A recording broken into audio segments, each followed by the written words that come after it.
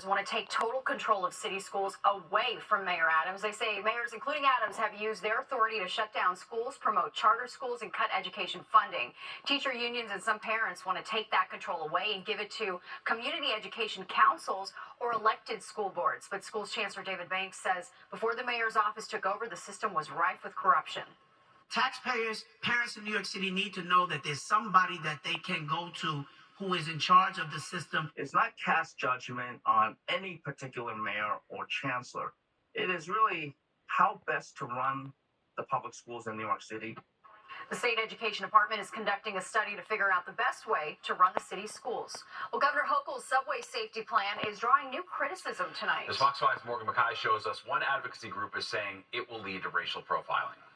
This will inevitably lead to a rise in racial profiling, harassment, and abuse. It has been a week since Governor Kathy Hochul launched her controversial subway safety plan, sending around 1,000 National Guard members and state troopers to randomly inspect people's bags in the subway system.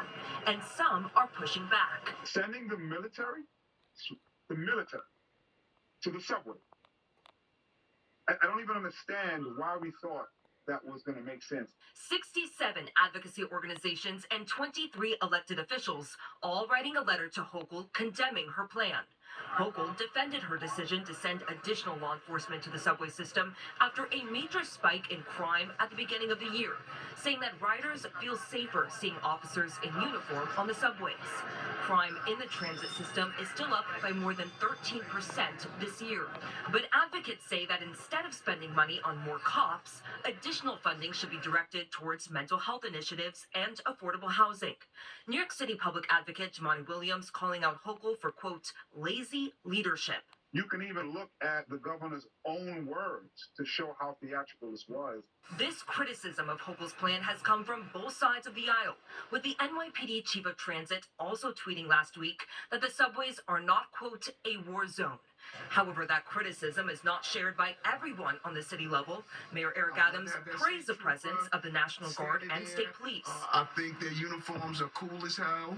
You know, having them being there, standing in the subway system, people like seeing it. President of the New York City Transit Authority, Richard Davey, also said that he is supportive of how the plan is working.